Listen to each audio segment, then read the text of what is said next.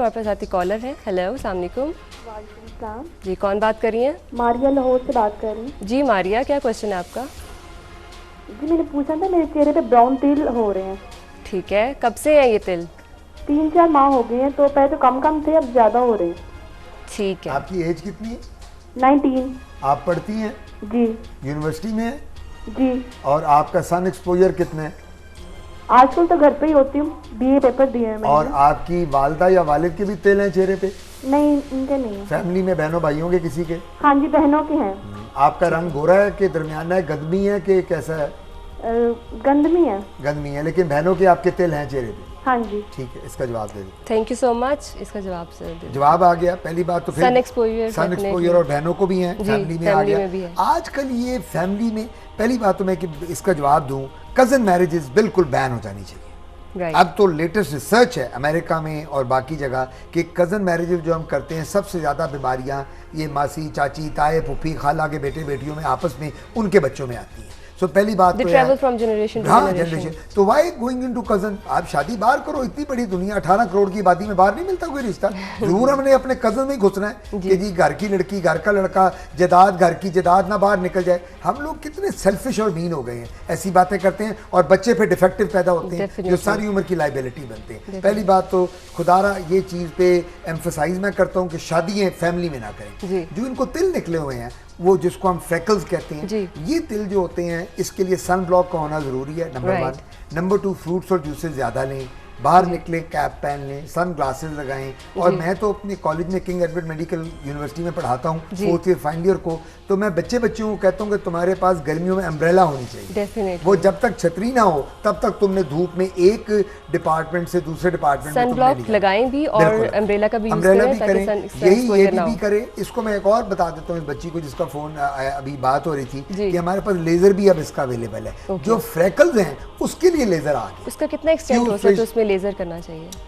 Q switch laser है, छोटे छोटे तिल जो बने हुए हैं, छोटे भी हैं तो उसका भी इलाज हो सकता है लेजर से। जितने ये तिल चेहरे पे आते हैं औरतों के, मैं आजकल कर रहा हूँ और बड़ा अच्छा रिजल्ट आ रहा है। और मैं जो छाइयाँ हैं उसका नहीं रिजल्ट, सिर्फ तिलों का, वो जो छोटे छोटे सारे चेहरे पे पड़ जाते हैं, तो हम जब वो क्यू स्विच लेजर के साथ करते हैं उसके साथ बड़ा फर्क पड़ता है। तो they can get it done. Okay sir, ये खुरम साहब का क्वेश्चन का आंसर करते हैं जिनको प्रॉब्लम अर्टिकेरिया था। जी, ये अर्टिकेरिया था। अब अर्टिकेरिया आप और मैं तो समझते हैं, आम लोग नहीं समझते। इसको हम कहते हैं छपाकी, धधूड़े या धप्पड़, जिसमें स्वेलिंग, स्किन में छोटी छोटी स्वेलिंग्स बन जाती हैं, वो जिस्म पे मोटे मोटे लाल जगह बन जाती है। तो ये जो अर्टिकेरिया होता है, छपाकी जो होती है, इसके हंड्रेड्स कॉजेज हैं। मैं इसको डस्टबिन डिजीज कहता हूँ। जिस तरह डस्टबिन में सब कुछ डालते चले जाओ और निकालो, इसी तरह इसके कॉजेज हैं।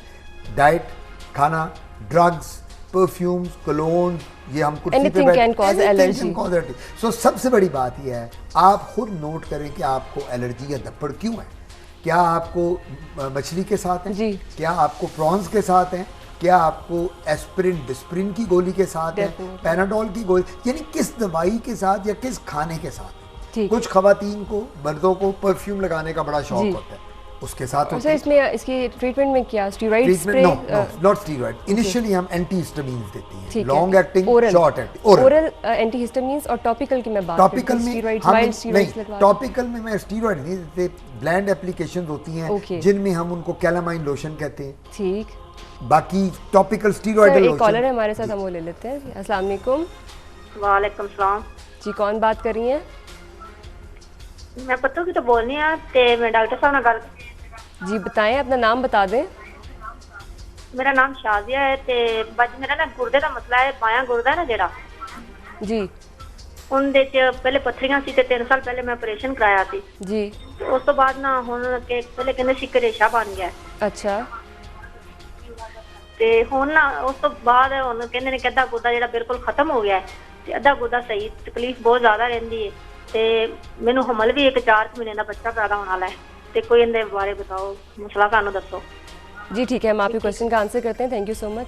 जी सर, इनके बारे में किडनी का मखल, ये तो यूरोलॉजिस्ट के पास अगर जाएं तो बेहतर होगा। मैं तो डर्मेटोलॉजिस्ट हूँ। मेरा ख्याल है ये बीबी जो बात कर रही है, she is pregnant as well, और अब प्रेगनेंसी के दौरान मेडिसिन हम दे नहीं सकते इसको ज़्यादा, तो मैं ख्याल सेकंड ट्राइमेस्टर है, 4th मंथ कह रही थी, Fourth month तो कह सेकंड ट्राइमेस्टर में है, जी। तो she has to be treated by a, मैं इनको बीबी को एडवाइस करूंगा कि बीबी पतों की में अगर कोई यूरोलॉजिस्ट नहीं है, यूरोलॉजिस्ट हम कहते हैं जो अपना गुर्दे का गुर्दे का डॉक्टर होता है, specialist होता तो अगर वो नहीं है तो लाहौर आकर वहाँ मियो हॉस्पिटल में बेशक आ जाए, वहाँ हमारे पास टॉप यूरोलॉजी की फैसिलिटीज़ हैं, डिपार्टमेंट है, किडनी हम लोग आजकल किडनी ग्राफ्ट भी कर रहे हैं, किडनी रिप्लेस मैं नहीं करता, प्रोफेसर जो यूरोलॉजी के हैं, तो वहाँ आके दिखा दें, इनका इलाज हो जाए। जी व्यूअर्स, हम लोग इस पे एक प्रोग्राम भी करेंगे जिसमें हम गुर्दों के स्पेशलिस्ट को बुलाएंगे और सारे इस मसले को डिस्कस करेंगे। उसमें अगर आपके क्वेश्चन का आंसर होता है तो ठीक है, अदरवाइज़ आप लाहौर आ सकती हैं।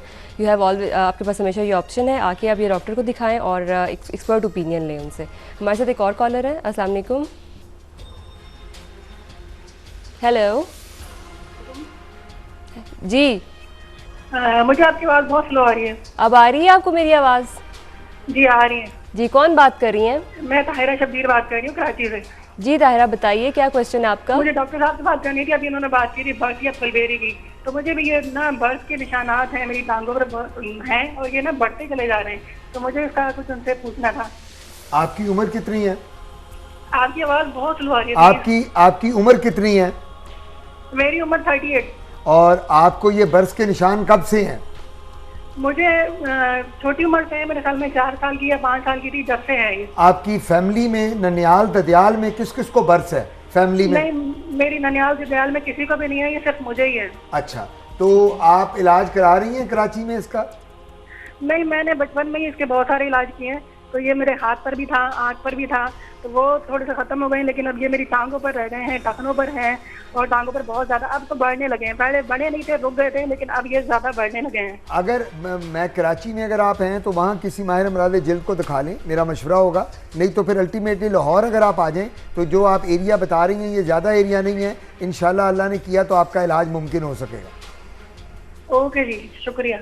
Thank you so much sir. मैं विटिलाइगो पे भी किसी दिन एक प्रोग्राम करेंगे और इस पर बड़ा बात करेंगे। इट्स important वेरी topic है। इंपॉर्टेंट और बहुत ज़्यादा पेशेंट के लिए एंग्जाइटी का एक भी और कॉज मैं है। बताता चलूँ सिर्फ विटिलाइगो के बारे एक जी, मिनट में, जी। इसके बारे एक मिथ है कि जी, दूध और मछली का, ये जी, है ना myth। exactly। ये आज मैं सबको बता दूं आपके प्रोग्राम के थ्रू कि जी। कोई दूध और मछली का इसमें कंसर्न नहीं है। अगर दूध और मछली का होता तो सारे बंगाली भाई चिट्टे गोरे होते। तो सर ऐसा भी है कि कहते हैं कि कोई एक टाइप है मछली, ऐसा भी है कि अगर नहीं एक है? टाइप की मछली होती तो जितनी कोस्टल सिटीज हैं दुनिया की, जहाँ लाइक कराची, बॉम्बे, Exactly। ढाका, चिटागोंग, वो सारे के सारे उस मछली कहीं से नहीं खा के आधी आबादी उनकी सफ़ेद होती।